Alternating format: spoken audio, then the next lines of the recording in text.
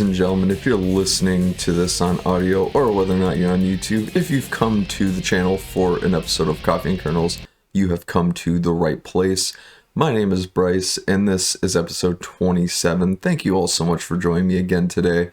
Today's episode is going to be a little bit different because my camera isn't working for whatever reason. So for those of you who are normally watching this on YouTube, you're probably just going to be seeing an image of my logo for this episode, unfortunately. So take that for what you will. I don't know why I've been having trouble with my camera today. For some reason, when I need it most, it just can't quite come through for me. The reason being is because I think my app that I use in order to combine it with OBS, it's just not working correctly. So we're just going to kind of roll with the punches. We've got another good show for you all today, which include quite a few different items. First of all, hope you all had a great holidays. We're recording this the day after Christmas, so it's Boxing Day. For all of my European and also Canadian friends who celebrate Boxing Day, I wish you all a happy Boxing Day, and I hope you all had a great Christmas as well.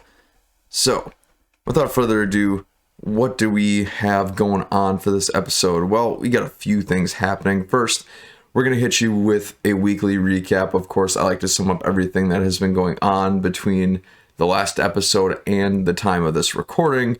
Then we're going to talk about the weekend box office results because Spider-Man No Way Home has been making big tsunami tidal waves in terms of its box office numbers.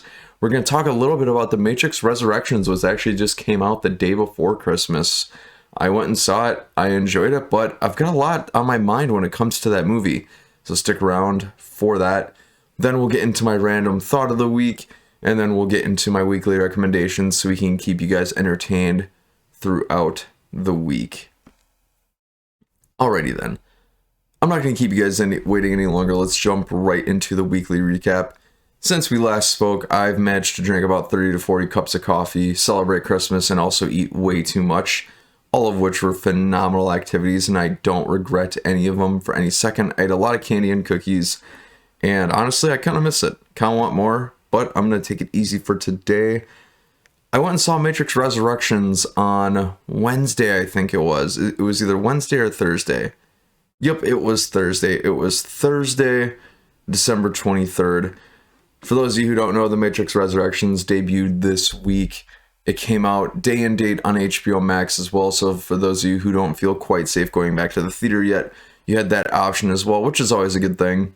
I am always a big fan of consumer choice, and given the option whether or not if you want to go see it on the largest screen possible, or watch it in the comfort of your home, either way is totally cool. I went and saw it in theaters. That's just the way I like to visit things on my first viewing. Normally, what'll happen with these day and date releases for me personally is I'll go and watch my first viewing in theaters. Then if I do repeat viewings, it'll be at home on HBO Max, which has been the case for the last couple days. I've managed to watch The Matrix Resurrections, oh my god, probably 4 or 5 times now. First of which, like I said, was in theaters, and every other time since then it's been on HBO Max. It's probably not good for the box office results of the movie, but hey, Warner Brothers made the call, and I am going to choose what is best for me, so take that for what it's worth.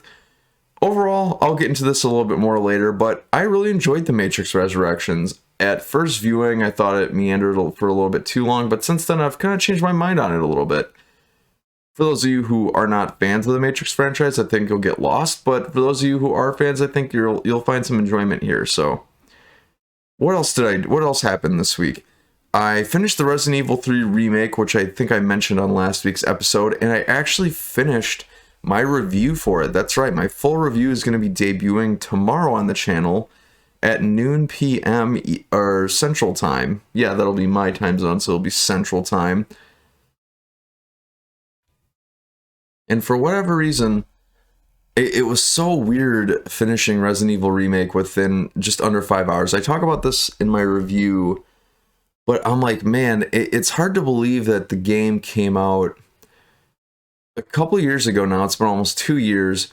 But for a game that's full priced at $60, for it to come out at that high of a price point and be that short, that doesn't quite sit right with me.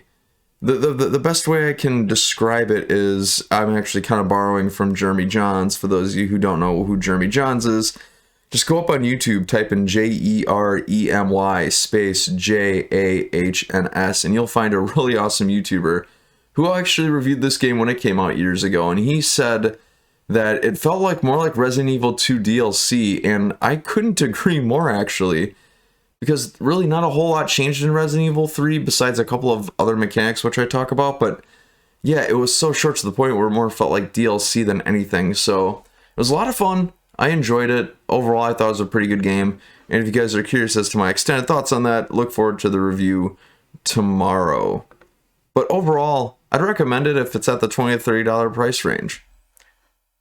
What else happened this week? So Spider-Man No Way Home, I believe just as a couple of nights ago, it crossed the $1 billion mark worldwide. That's right, it has grossed over $1 billion at the worldwide box office, which is the first movie in the pandemic era to do so, and I guarantee you it's going to be the only movie of the pandemic era to do so, which has kind of gotten me in some shock and awe. I never thought we'd see a movie in the middle of the pandemic make this much money.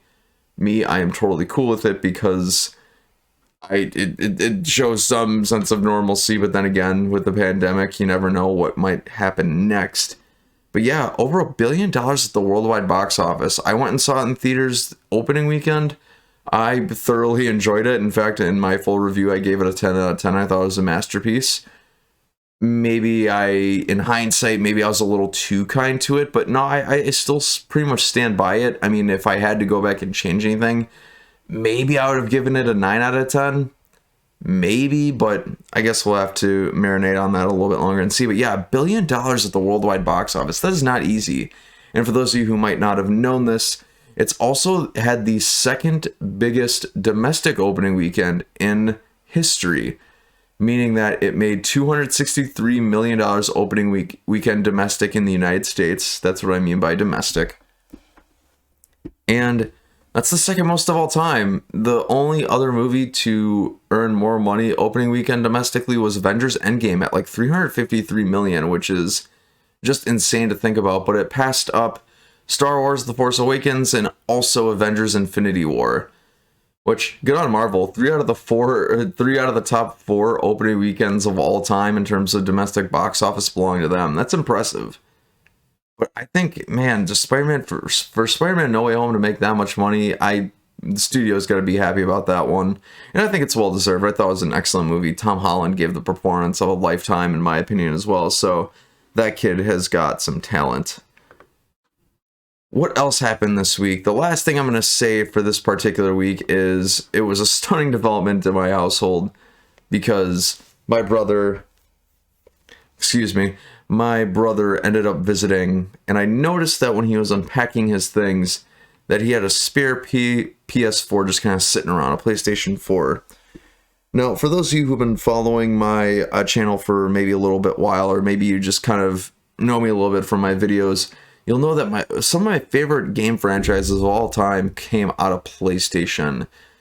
Specifically, the Jak and Daxter franchise came out of PlayStation. That's still my favorite franchise to this date, and I've been feeling some nostalgia lately. I've been wanting to go back and play through all the Jak and Daxter games lately, and so getting a PlayStation 4 has been on my radar for quite some time, but I never really had the opportune moment to go ahead and pick one up for what I thought was a fair price or a fair deal.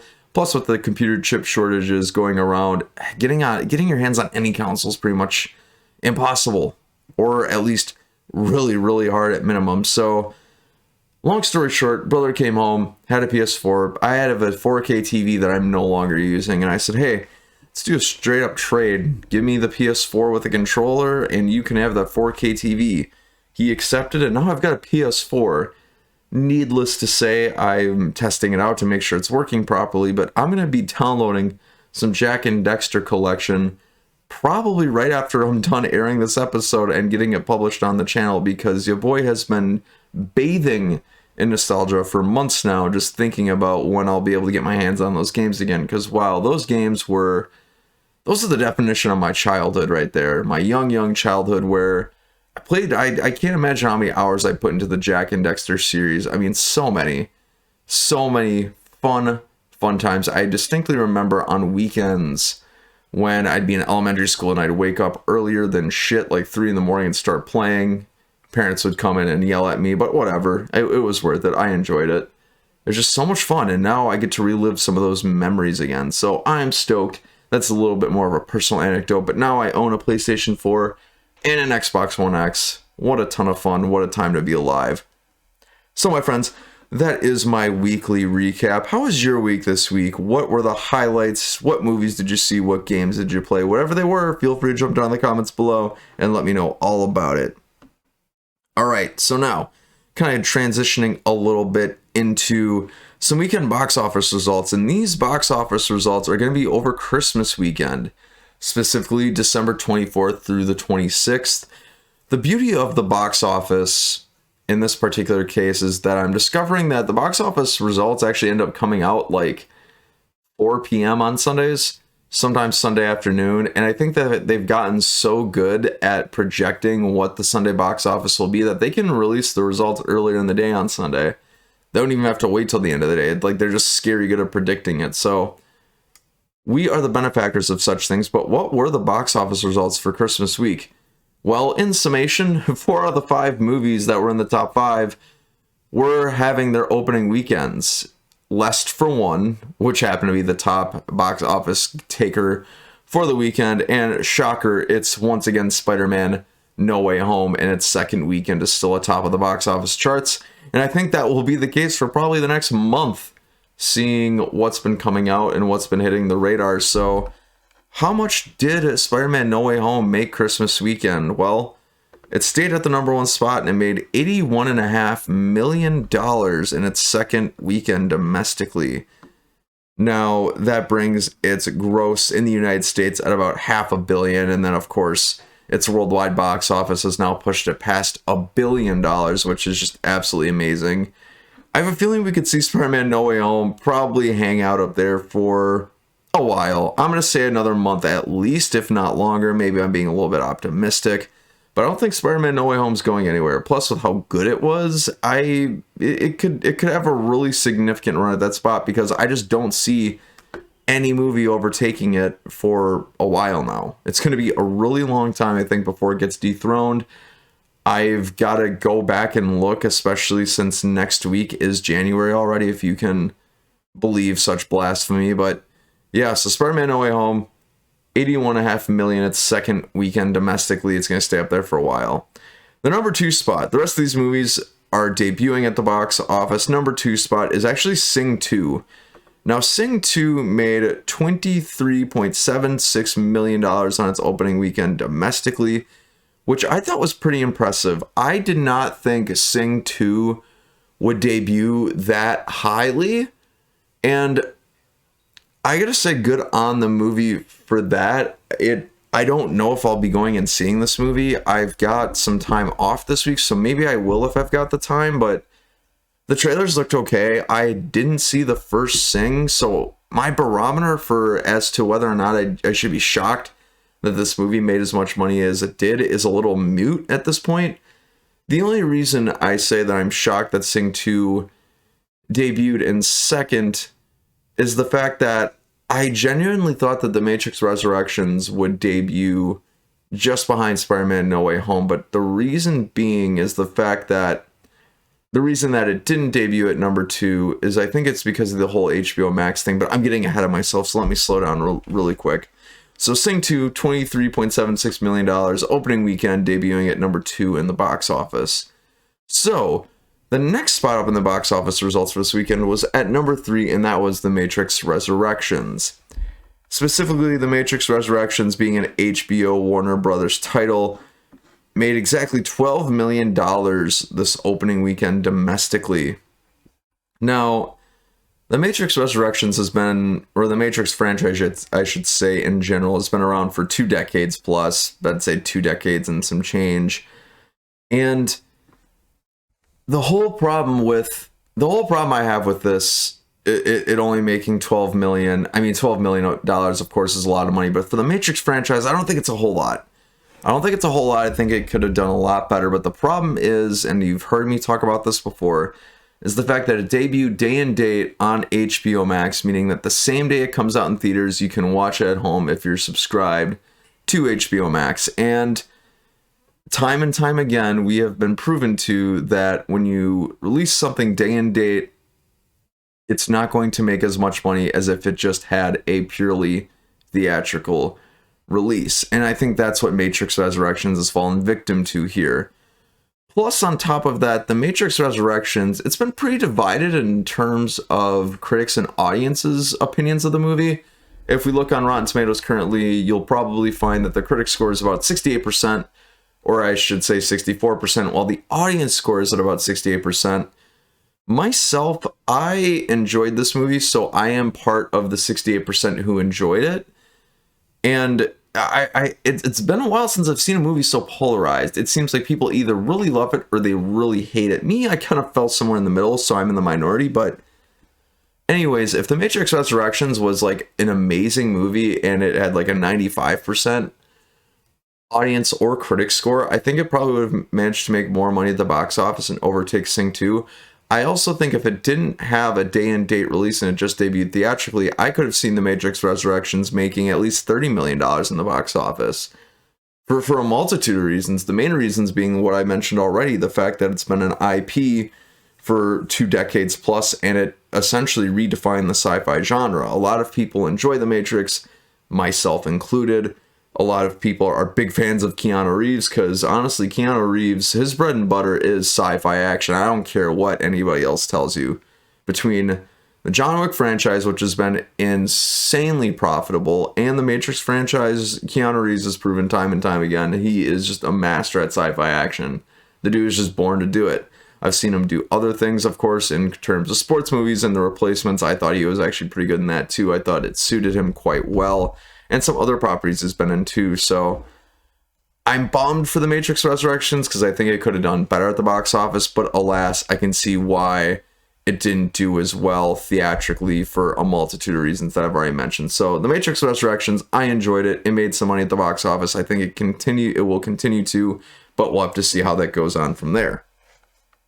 Next up in the box office, we're at number 4 at this point, The King's Man. At $6.35 million it made opening weekend. I'm not really too surprised on The Kingsman, to be honest. I saw the first Kingsman way back when. I don't remember being too impressed by it. I know a lot of people enjoyed it, made a lot of money. The second one killed the momentum. Not a lot of people seemed to really enjoy it. A lot of my friends included. I didn't even bother going and seeing it. I didn't expect that to change with The King's Man. I'm not going to see this movie. I don't know what else to say besides that. It's only made $10 million domestically. When you combine the fact that the second in the franchise wasn't that great, plus you're debuting the same time as like 3 or 4 other movies, plus you're trying to compete against Spider-Man No Way Home on Christmas weekend, that's not exactly a recipe for success. Plus, The King's Man hasn't had great reactions from critics or audiences alike. I don't believe its Rotten Tomatoes score has been very high. Let me double check that actually. Rotten Tomatoes. The King's Man. Yeah, 43% currently on Rotten Tomatoes. Not exactly a good score. I will say, though, even though it's got 43% on Rotten Tomatoes for the critics, 77% of the audience scores liked it. Then again, only 500 people have really seen it who have voted on it in audience scores, so I really don't have much more to say on it than that. I guess I'm not really too surprised overall, given everything that The Kingsman had going against it, but take that for what it's worth. Kingsman debuting at number 4 in the box office charts at $6.35 million. And then we get into the last of the top 5 of the box office for this weekend. It's American Underdog. American Underdog made $6.2 million, and it was the story of Kurt Warner. It's a sports movie. Me, personally, sports biopics, I feel like if you've seen one, you've seen them all. Maybe that's me being a little naive, but American Underdog, it's the story of Kurt Warner. Kurt Warner's got a really good story behind him, for those of you who don't know.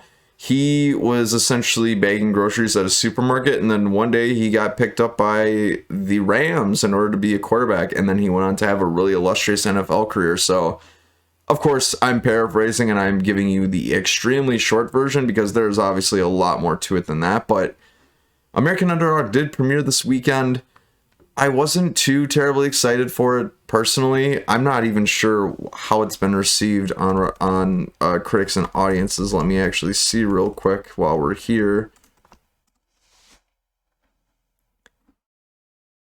Not bad. Right now on Rotten Tomatoes, it's got a pretty solid critic score, 77%. It's got a near perfect audience score, 98% from audiences for American Underdog. That's pretty impressive. Overall, am I surprised that it made $6.2 million? I'm not going to say I'm not surprised because of the fact that for a lot of the same reasons that The Kingsman failed to make a ton of money, I could see the same being for American Underdog, other than the fact that American Underdog is a standalone movie. American Underdog had to compete with 3 other movies that were debuting the same weekend on Christmas, and it also had to go against Spider-Man No Way Home on Christmas weekend, which is just made buku money. Everybody's been going to see Spider-Man No Way Home. It seems like anybody who is a moviegoer, even a casual moviegoer, has just been going and seeing that movie. So, should I be shocked? Not really. Am I going to go see American Underdog? I don't really know. Maybe. I think I'd have more interest in seeing Nightmare Alley, personally, but 6.2 million for American Underdog against all these other movies, I don't think it's too bad. I'm not sure what American Underdog's budget was, so I'm not sure if 6.2 is good by their standards or not, but that's all I really got to say about that. Number 5, American Underdog. So friends, just to kind of give you a recap, 1 through 5 for Christmas weekend box office charts. At number 1, remaining up top, Spider-Man No Way Home, $81.5 million for domestic. Sing 2 coming in second, debuting $23.76 million. Number 3, The Matrix Resurrections, debuting at $12 million. Number 4, The Kingsman, debuting at $6.35 million. And then number 5, American Underdog at $6.2 million domestic. Any surprises for you guys? Or rather, I should ask, how long do you think Spider-Man No Way Home is going to remain at the top spot? Whatever your guys' thoughts are, you know where the comment section is. Let me know. All right. So, with the weekend box office results out of the way, let's get into something that I promised earlier, which is talking a little bit about The Matrix Resurrections. So, The Matrix Resurrections, I did my review for it the other day. I went in, I watched it. I had a lot of initial thoughts on The Matrix Resurrections. One, my anticipation was pretty high for it because the trailers were what a lot of people are saying were some of the best in a long time, and I happen to agree because The Matrix Resurrections trailers were just stellar in a lot of ways. It built this impalpable excitement, this impalpable intensity that just got you kind of feeling nostalgic about the Matrix franchise, plus kick-ass action, plus really good music choices. It just ruled. It really ruled, and it got me excited as hell for this movie. My initial impressions coming out of it were, I thought it was good. I didn't think it was great by any stretch. I thought it was good. I had thought that it meandered a lot in the second act. I broke the movie up into 3 acts, essentially. The first act I thought was extraordinary. In fact, I was having such a good time in the first act. I'm like, wow, this movie is blowing my socks off. Well, then the second act comes and it grinds to a screeching halt. It starts going into a lot of talking about the current state of the world that the movie's residing in, which got a little bit too long-winded.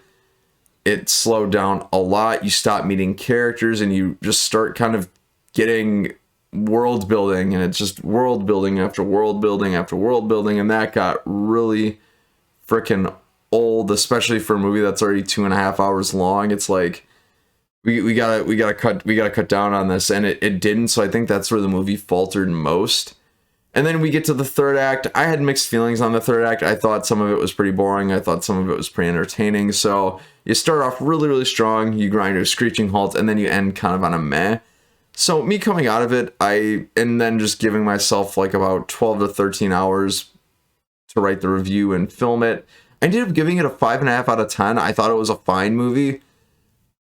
As a fan of the franchise, I found enjoyment in it, and I thought it was worth seeing. But for those of you who are not fans of the franchise or have never seen a Matrix movie, I thought that the movie would probably confuse the hell out of you because there are so many references, callbacks, jokes that are made in reference to the original trilogy.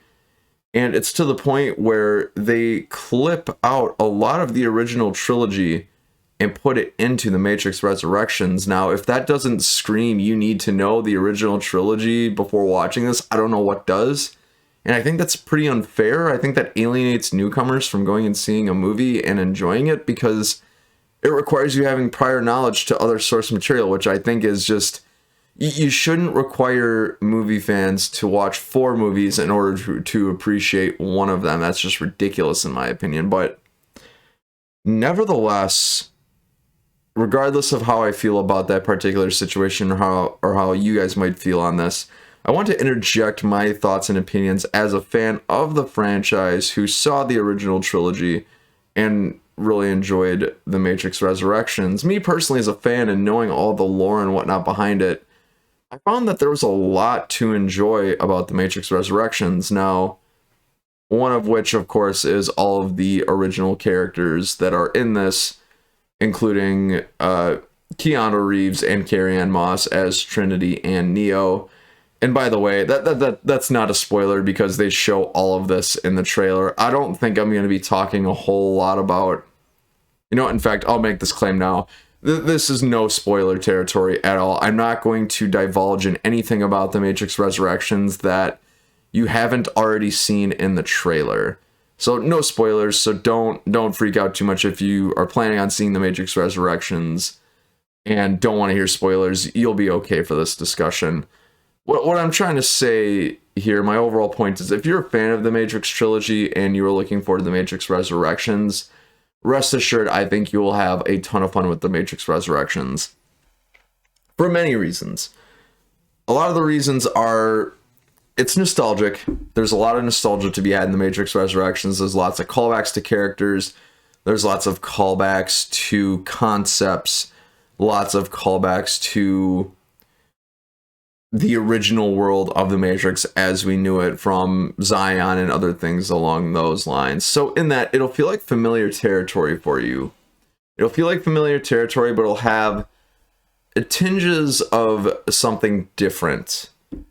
Those tinges of something different that I'm referring to are mainly in the form of Lana Wachowski. Some of their creative choices in the movie were shining, and I found them to be refreshing because they were different, they were vibrant, they certainly committed to those different changes, and they went for something that is pretty atypical in movies. And for me, who craves novelty as a movie fan, I really appreciated it. Am I saying that each of those creative attempts landed? No, not necessarily. Some of them fell flat, which is fine. That's part of risk-taking. But in this case, I think that Lana Wachowski really made some calls that were fun, they were ambitious, and I think the movie in and of itself was served well for it at some points, and not so well served for it at others. Like I said, no spoilers here, just want to make that clear. Some of the artistic choices that Lana Wachowski made were in the form of some cinematography. Now, in some of these scenes that you'll watch in The Matrix Resurrections, you'll notice that in some of the scenes, they'll use a certain type of shot where certain characters are going to be in slow motion, others are going to be in regularly paced motion. And there's a little bit of juddering in there as well, to where you can tell that one of these characters is moving much faster than the others and is in total control, but for me, I didn't quite know how to feel about it, because I'm like, okay, this is really jarring to watch, and when the scene is going on for 5-10 minutes, you can feel your eyes roll into the back of your head because it gets a little dizzying. That's an example of maybe some artistic ideas that didn't quite land so well for me. I could see how people might enjoy it. To me, it just kind of looked like a bit of a mess. Do I fault anybody for making those choices? No, not really, because like I said, I look at this movie as almost like part artistic experiment. Sometimes it works, sometimes it didn't. That was just one part of the equation that didn't really work out so great. The other thing that I really noticed with the movie was the fact that it made this attempt at kind of being a little meta. a little meta, maybe a little breaking the fourth wall, to where they would make some references to the outside world, the world that we as movie fans are living in, the real world, if you will. Sometimes that didn't land so much for me as well. I think in order for movies to be self-aware like The Matrix Resurrections was, and for it to be meta, you kind of have to have some subtlety. You have to have a little bit of subtlety, because if you're not subtle and you're a little bit too obvious with it, you almost get to this point where you take yourself too seriously and you try too hard to be meta and too hard to be funny, to where it's just not. And I think that's a crime that The Matrix is guilty of. Sometimes it works, sometimes it didn't. There's a reference made to a company in the real world that you'll find when you watch the movie, and to me that was so on the nose that I'm like, it kind of made me gag a little. Not maybe that's taking it too far, but it made me roll my eyes a little bit. So that's another artistic thing that I didn't quite land with me. It might land with you guys, you might find it funny. To me, as speaking as a subjective film fan with a different perspective, just didn't quite land for me in that regard.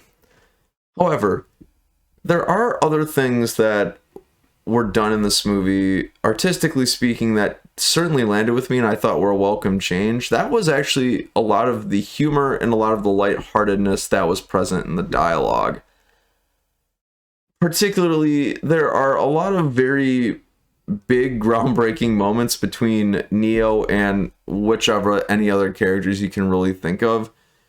And sometimes there is an attempt at humor to be made in these interactions, and for whatever reason, for me, I really, really appreciated the way it was executed in a lot of these instances, mainly because of the fact that Neo as a character is very much a serious guy, and to see The Matrix Resurrections kind of flip that on its head and kind of almost not mock Neo, but almost kick him down a notch a little bit to kind of relax a little bit, was kind of fun to watch, kind of fun to see, and I really appreciated that part of it. It gave me some good laughs. It allowed me to kind of have a little bit of fun with the movie, because I mean, the Matrix trilogy historically has been a very serious sci-fi sort of film, and to see it kind of take that different tone, and to even take that further, they even complemented some of these moments with some different wardrobe choices that were a little bit brighter in color, not so just plain old black, which we've seen a lot in the Matrix trilogy. I really enjoyed that. I think that's one of the biggest artistic choices that they made in the movie that certainly landed. If that didn't land, I think it would have hurt the movie the most, but in this case, I thought Lana Wachowski and company did a great job incorporating some of that humor, and coupled with some of the design and wardrobe choices, I thought it landed quite well. So, as a fan of the Matrix trilogy, as a fan of the Matrix franchise, I think that if you are in the same boat that I'm in, and you go and see this movie, you're going to enjoy it. In fact, you might love this movie. Did I love this movie? At first, no. The more I'm watching it, the more I'm enjoying it. I have it on in the background right now as I'm recording this podcast, actually, and each time that I'm watching this movie, I'm finding more to like with it. Having said that, if you're a listener of this podcast and you're not a fan of the Matrix trilogy, you might not like The Matrix Resurrections. Having said that, if you go back and you watch the Matrix trilogy, then go watch Matrix Resurrections, you might have a greater appreciation for it. Then again, I wouldn't expect you as a movie fan to go watch 6 hours worth of movies and then go watch another 2-hour movie. That's an insane expectation. I wouldn't expect or wish that on anyone. So, my friends, if you're listening to this and you're a fan of the Matrix trilogy, take that for what it's worth. Me personally, overall, I'm finding more to enjoy about the Matrix Resurrections all the time. I might even make another video detailing what my mind has changed since my original review of the Matrix Resurrections. Jesus, I can't talk today for whatever reason. It must be that post-Christmas food coma.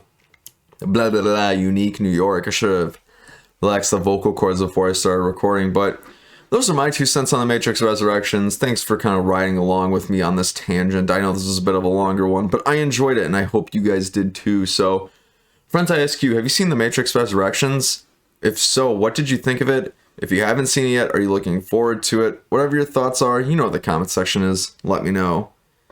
All right, so we're approaching past the half hour mark of the podcast, and now we're into the home stretch, of course, which brings me into my random thought of the week.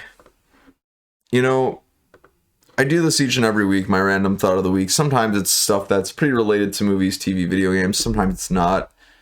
In fact, if I recall last week, and I believe my random thought of the week was around donuts because I wanted them so badly. Ironically enough, ladies and gentlemen, I have not gotten my donuts yet, and I probably won't for a while anymore because of all the junk I ate on Christmas.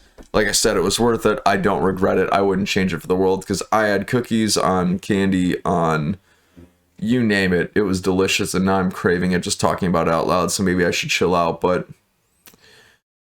my random thought of the week for this week is centered around reviewing anything, whether it be movies, video games, or TV shows. My random thought is,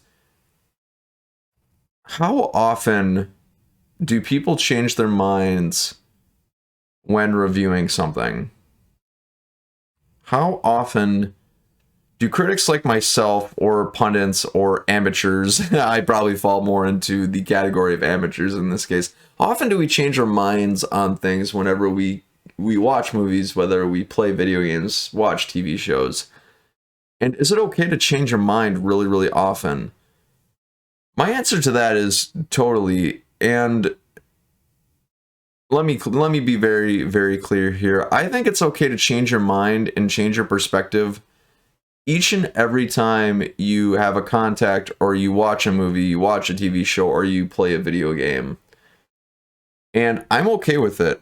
If you told me a critic would give a different review each time they watched a movie, played a video game, or watched a TV show, I would totally understand and subscribe to that, because each and every time you consume a piece of media or you do a technique, you always learn something new that you didn't know previously.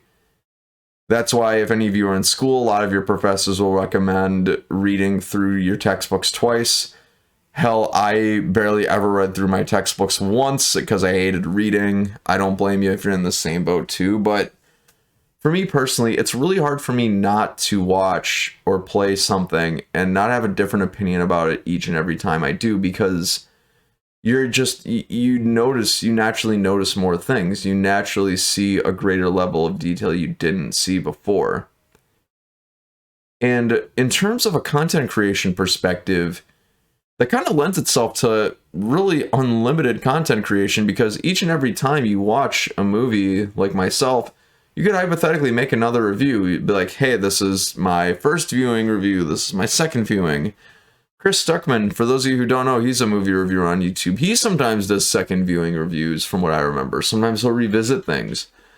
Heck, I've even seen IGN, one of their reviewers who reviewed Halo Combat Evolved, Halo the Master Chief Collection. Ryan McCaffrey reviewed it originally, gave it a 9 out of 10, and I think he re-reviewed it a couple years later and gave it a 9.5 out of 10. And it just goes to show you, sometimes, you just take some time off from things, you re-examine it, and you come back with a new perspective. Plus, your perspective is partly shaped by who you are as a human, and when a couple of years pass, you're fundamentally a different human, therefore you fundamentally have a different perspective on things. Thus, that is reflected in your reviews and critiques and observations of things. So, it gets a little meta, it gets a little in the weeds, and it can get the gears turned in your head for a long time, but that's what's been on my mind for this week. I'm not ashamed of changing my mind on a review or changing my minds on scores, because honestly, if I had to re-review The Matrix Resurrections again, I would at minimum give it a 7. And that's just kind of how it goes. Will I review The Matrix Resurrections again? Probably not. Too many movies to see, so little time. So take that for what it's worth, friends. But I ask you now, what do you guys think? Is it okay to change your mind each and every time you watch, review, or play something? Do you guys change your minds often? Whatever you guys think, feel free to continue the conversation down in the comments below. Alright, so now I've kept you guys for pretty long this podcast episode, approaching minute 40, so let me give you some entertainment for this week. Let's get into some weekly recommendations. First off, let me just say my heart is broken now that Christmas is over. I look forward to Christmas each and every year like nobody's business. It's my favorite holiday, and I think I've got post-Christmas depression because, man, I am just bummed out. But in order to pick back up the energy again, we got New Year's coming up in a week. I hope you guys are all safe and have a happy new year. 2021 is almost over already, if you can believe that. I can distinctly remember celebrating 2020 just like it was yesterday, but here we are. So I'll give you a movie, a video game, and a TV show, because I actually picked up another TV show this week, believe it or not. Never thought I would, but here we are. Let's start off with the movie. It's another Keanu Reeves film. It's going to be The Replacements. I gotta say, The Replacements is probably in my top 3 for favorite sports movies of all time. The Replacements is starring Keanu Reeves and actually Jon Favreau, if you can believe that, before he was a huge household name in the Marvel, Disney, and even Lucasfilm universe here. But he plays a linebacker. Keanu Reeves and company end up being replacement players who play football for the Washington Sentinels for the last 4 weeks of the NFL season, when all of the players in the league go on strike. It's a really good underdog story. It's a feel-good story. It's pretty damn funny, too. I got some good laughs out of it. You'll see some actors that you recognize, Gene Hackman being one of them. Keanu Reeves is another. There's a lot to like in the movie. It's not too long. Some of you might not love it. I know on Rotten Tomatoes it doesn't have great scores. But me personally, I really enjoyed it. I think you might too, especially if you're into football or if you're just a sports fan in general. It's a good time. Highly recommend it. Next up for video games. Naturally, since I've finished Resident Evil 3, my backlog continues, which brought me into my next game, which was Resident Evil 8. I'm a few hours in. I'm actually getting through Resident Evil 8 a lot faster than I ever thought I would. And I gotta give it to Resident Evil. They have done a great job at reinventing the franchise when they needed to most. Now they're at a first-person shooter, horror kind of level, and I'm digging it. I thought Resident Evil 7 was pretty fantastic, and now they've continued that mastery into Resident Evil 8. I'm a few hours in, having a good time, freaking out. It's gory, it's bloody, it's scary, and it is a blast. So check out Resident Evil 8, friends, if you haven't already. It's probably been game of the year on a lot of people's radars for 2021, so I'm not the only one who thinks it's pretty great, but check it out. See for yourself. And now, the last weekly recommendation for this week. It actually just wrapped up in terms of its last episode this week. I'm only on episode 4, if you can believe that. I'm a little late to the party here. It's Hawkeye. Hawkeye with Jeremy Renner, Haley Steinfeld. I wasn't even going to watch Hawkeye. In truth, WandaVision was absolutely phenomenal. That was a great Marvel TV show. Falcon and the Winter Soldier, I thought it was pretty good. I didn't think it was great. I thought it was pretty typical Marvel property, lots of action, you know, blah, blah, blah. I thought Loki was pretty solid. I love Loki. I really enjoy Owen Wilson. I thought two of them together were quite awesome. And then it came to Hawkeye, and me, I'm barely into superheroes really as it is. And I don't really have an opinion on Hawkeye either way, but last weekend, for whatever reason, I was like, you know what, I'll check out Hawkeye. I'll give it a watch. And I actually really enjoyed it. I got 3 episodes in. I enjoyed every episode. The first one I didn't think was that great. I thought the first episode was a little slow, but 2 and 3 I thought were pretty solid. And because of that, I've got to recommend it to you all just for something different to watch. It's only 6 episodes for the entire series because it's a limited series, so it won't keep you occupied for too long. Episodes range from probably about 35 to 50 minutes, so if you're looking for something that's just kind of enjoyable, maybe captures a little bit of Christmas spirit, since if you want to hang on to some Christmas spirit, that might be a good way to do so. It's not a bad option. It's really not. So if you're looking for something to just have a little bit of entertainment value, Hawkeye, I think, will be able to fill that void for you. It won't blow you away. Don't get me wrong. It will not blow you away. It's not like ground shattering like WandaVision was, but it's enjoyable. It's a pretty fun time to keep you entertained. So those are my weekly recommendations of the week, friends. Do you have any weekly recommendations that you would put on the board? Whatever they are, feel free to jump down in the comments below and let me know. I'd love to know what other good stuff is out there as well. All right, my friends, so we have come to the very end of episode 27. Once again, thank you so much for bearing with me for this episode of Coffee and Kernels. I know that without the video today, it's a little bit different, but hopefully audio is sufficing just nicely. So I hope you all have a great week. I hope you all had an excellent Christmas, Hanukkah, or whatever other holiday you're celebrating. I hope you all have a fantastic New Year. This has been the Baker of Hippo YouTube channel. I've been Bryce. Until the very next episode, Have a great week, have a great day, and Happy New Year's. Signing off, we'll see you soon.